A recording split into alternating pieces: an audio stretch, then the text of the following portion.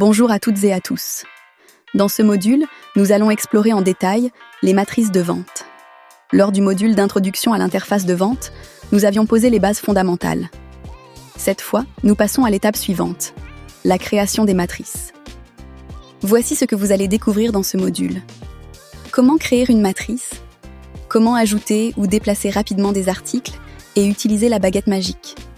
Quelles sont les principales options des boutons de matrice? Comment créer une matrice? Tout d'abord, rendez-vous dans le menu Paramètres. Dans le menu de gauche, cherchez la section Matrice. Une fois dans l'écran de matrice, vous retrouvez une interface assez semblable à votre écran de vente. Sur la gauche, vous retrouvez le listing de vos matrices. En zone centrale, les boutons de matrice. Et à droite, une zone de sélection pour choisir vos articles à ajouter. Maintenant, créons une nouvelle matrice. En haut à gauche de l'écran, appuyez sur Nouvelle matrice. Une fenêtre s'ouvre où vous pouvez spécifier différents éléments. Le nom dans les différentes langues, avec toujours la flèche en bout de ligne pour recopier la ligne précédente.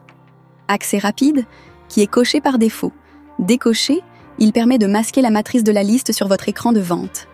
C'est utile en particulier pour les sous-matrices, on y reviendra dans un module dédié.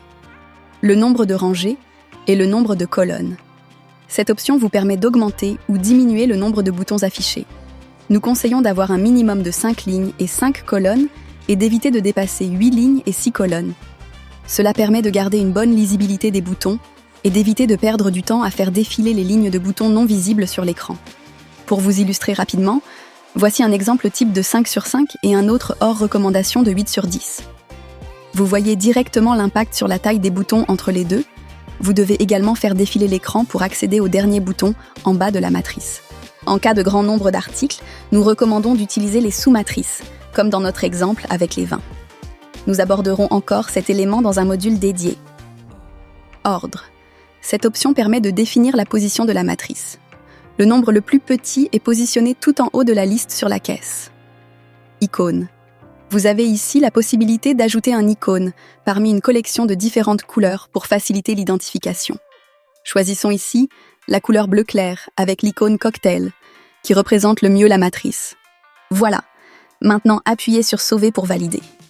Votre matrice apparaît désormais, il ne reste plus qu'à la remplir avec vos articles. Ajoutez rapidement des articles et utilisez la baguette magique. Nous voici donc dans votre matrice vide. Pour la remplir, nous allons utiliser le filtre dans la zone à droite de l'écran. Cela va vous permettre de faciliter la sélection des articles à ajouter en sélectionnant la famille souhaitée que nous avons créée précédemment. Pour notre exemple, sélectionnons les apéritifs et appuyons sur le bouton Chercher. Nous obtenons alors la liste de tous les articles contenus dans cette famille. Pour ajouter ces articles, 2 options s'offrent à vous. Soit vous les placez manuellement en sélectionnant l'article et en cliquant sur la case où vous souhaitez le mettre, soit vous utilisez la baguette magique située dans la barre en haut de l'écran. Pour utiliser la baguette magique, c'est très simple. Cliquez sur Remplir. Choisissez si vous voulez ajouter les articles par ligne ou par colonne, et voilà, tous vos articles sont ajoutés en un clin d'œil. Pour continuer l'exemple, imaginons que vous voulez compléter votre matrice avec d'autres articles, comme les cocktails. Vous commencez par appuyer sur la gomme pour effacer le filtre actuel, puis vous sélectionnez Cocktail et cliquez sur Chercher. Ensuite, vous utilisez à nouveau la baguette magique pour ajouter les articles. Ils seront automatiquement placés dans les prochaines cases disponibles de la matrice. Maintenant, comment faire si vous voulez changer vos articles de place? C'est très simple, on vous montre. Maintenez votre doigt appuyé sur un des boutons, il va s'agrandir et vous pouvez ensuite le glisser dans la case souhaitée. Un vrai jeu d'enfant. Si vous voulez modifier les paramètres de votre matrice après sa création, pas de souci. Il vous suffit de cliquer sur le bouton « Éditer matrice ». Attention, si vous réduisez le nombre de colonnes et de lignes, pensez d'abord à déplacer vos boutons. Sinon, les colonnes et lignes seront masquées, même si des boutons y sont encore présents. Bien sûr, n'oubliez pas de sauver vos modifications une fois vos changements effectués. Les principales options des boutons de matrice. Comme vous le voyez, nous avons maintenant 4 rangées de boutons avec des icônes sur chacun d'entre eux. Passons en revue ces icônes et leurs actions. L'icône avec le crayon vous permet d'ouvrir la fiche article directement pour faire une modification. L'icône avec la roue dentée vous permet d'accéder à des paramètres plus avancés du bouton. L'icône poubelle sert à supprimer le bouton. Soyez tranquille, cette action ne supprimera pas l'article, juste le bouton sur la matrice. Explorons maintenant les options derrière la roue dentée du Morito. En cliquant dessus, une nouvelle fenêtre s'ouvre avec quelques paramètres. Le nom. Il s'agit là du nom du bouton, qui peut être modifié. Par exemple, certains plats ou bouteilles de vin ont des noms assez longs.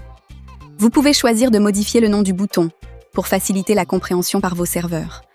Le nom de l'article lié, lui, ne change pas, seulement le bouton. La couleur. Vous voyez ici que le système reprend par défaut la couleur de la hiérarchie pour vous faciliter la vie. Pour l'exemple, choisissons ici le vert pour différencier cet article dans la matrice. Affichage du stock. Cela permet, si vous avez activé la gestion des stocks, de visualiser directement les quantités disponibles de chaque article sur le bouton correspondant. Ouverture automatique des propositions. Cette option est activée par défaut. Si un article contient des propositions, elles s'afficheront automatiquement. Nous vous recommandons de laisser cette option active, sauf dans des cas spécifiques. Article. C'est l'article lié au bouton. Le petit crayon vous permet de rentrer dans l'article pour le modifier directement. Ensuite, appuyez sur Valider pour enregistrer vos modifications. Et voilà, mon Morito est désormais vert. Bien joué. Vous avez maintenant les bases pour créer vos matrices. Pour aller plus loin, répondez au quiz afin de valider vos connaissances et obtenir votre certification pour ce module. On vous attend pour le module suivant.